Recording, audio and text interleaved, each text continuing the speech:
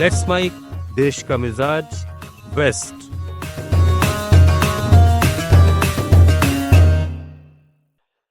Let's mic देश का मिजाज और खबरें वेस्ट से। महाराष्ट्र में डिप्टी सीएम अजीत पवार के बेटे पार्थ पवार की कंपनी पर भूमि घोटाले के आरोपों को लेकर सियासत गर्मा गई है। लोकसभा में नेता प्रतिपक्ष राहुल गांधी ने इसे जमीन चोरी करार देते हुए कहा है कि 1800 करोड़ रुपए की सरकारी जमीन जो दलितों के लिए आरक्षित थी, मात्र 300 करोड़ रुपए में मंत्री के बेटे को बेच दी गई और उस पर स्टाम्प ड्यूटी भी माफ कर दी गई। सोशल मीडिया पोस्ट पर राहुल ने प्रधानमंत्री मोदी की चुप्पी पर सवाल उठाते हुए कहा है कि यह सरकार लूट और वोट चोरी से बनी है। सामाजिक कार्यकर्ताओं विजय कुंभार और अंजलि दमानिया ने भी इस सौदे पर गंभीर आरोप लगाए हैं। उधर अजीत पवार ने किसी भी अनियमितता से इनकार किया है। उन्होंने कहा है कि उनका इस विवादित भूमि सौदे से कोई संबंध नहीं है, उनका इससे कोई लेना देना नहीं है और जो भी जांच होगी उसका ये स्वागत करेंगे। आरोप है कि पार्थ की कंपनी ने पुणे के मुंडवा कोरेगांव पार्क इलाके में बहुमूल्य सरकारी जमीन कौड़ियों के भाव खरीदी है। मुख्यमंत्री देवेंद्र फडणवीस ने जांच के आदेश दिए हैं और कहा है कि अगर गड़बड़ी पाई गई तो सख्त कार्रवाई होगी। इस मामले पर कांग्रेस नेता विजय वडेट्टीवार ने कहा है कि यदि 4 महीने पहले अजीत पवार ने इस पर ध्यान दिया होता तो ये घोटाला नहीं होता। 4 महीना पहले जब पता था तो तभी अजीत दादा ने इस पे ध्यान दिए रहते तो ये घोटाला नहीं होता था। क्यों नहीं दिया गया ध्यान? अब पार्थ पवार ने इतना बड़ा काम किया, 300 करोड़ की जमीन जो 1800 करोड़ मार्केट वैल्यू है खरीदी की गई, जिसका पावर ऑफ अटर्नी खत्म करने के लिए 2008 में ही जो महार वतन के लोग हैं जो लीगल हेयर है, उन्होंने मीडिया में न्यूज डाला था कि इनसे हमारा कोई संबंध नहीं है, हमारी पावर ऑफ अटर्नी हमने खत्म कर चुके हैं।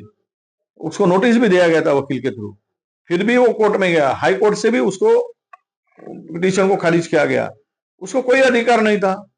फिर भी इन्होंने हिम्मत की कि सत्ता पे हम आसीन है, सत्ता की मस्ती और गर्मी है तो हम कुछ भी करें तो कुछ नहीं होने वाला है। इसीलिए इस ये 1800 करोड़ एकड़ के जमीन का व्यवहार हुआ है।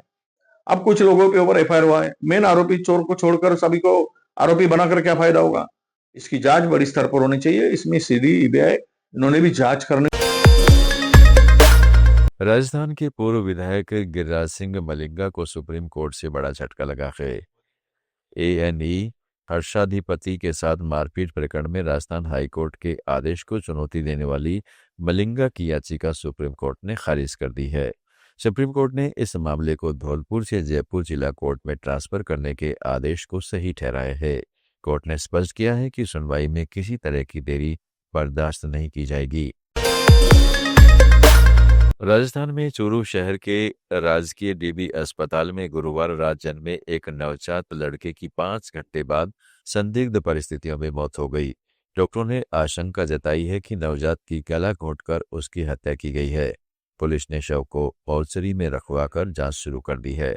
इस घटना ने अस्पताल की सुरक्षा व्यवस्था और वार्ड के माहौल पर गंभीर सवाल खड़े कर दिए हैं। National highway authority of India NHAI ने जयपुर दिल्ली राजमार्ग सहित देश भर के सभी राजमार्गों के टोल प्लाजाओं पर यात्रियों को बड़ी राहत दी है। अब फास्टैग ब्लॉक खराब होने या उसमें बैलेंस समाप्त होने की स्थिति में वाहन चालकों को दुगना टोल शुल्क नहीं देना होगा। NHAI की अधिसूचना के अनुसार ऐसी स्थिति में केवल 25% अतिरिक्त शुल्क लिया जाएगा, बशर्ते भुगतान UPI से किया जाए। पहले फास्टैग न होने या बैलेंस खत्म होने पर वाहन चालकों से दुगना टोल वसूला जाता था। गुजरात सरकार ने सरकारी योजनाओं में अनियमितताएं बरतने वाले अस्पतालों के खिलाफ कार्रवाई की है। स्वास्थ्य विभाग की टीम द्वारा औचक निरीक्षण के दौरान 2 मिनी अस्पतालों को निलंबित कर दिया गया है।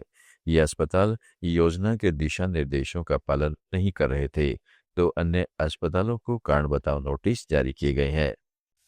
आप सुन रहे थे let's mike more than radio. Follow कीजिए हमें हमारे सोशल मीडिया प्लेटफॉर्म्स पर। It's time for news. It's time for more than radio. Presenting the first radio news app, Let's Mic. Let's Mic, a new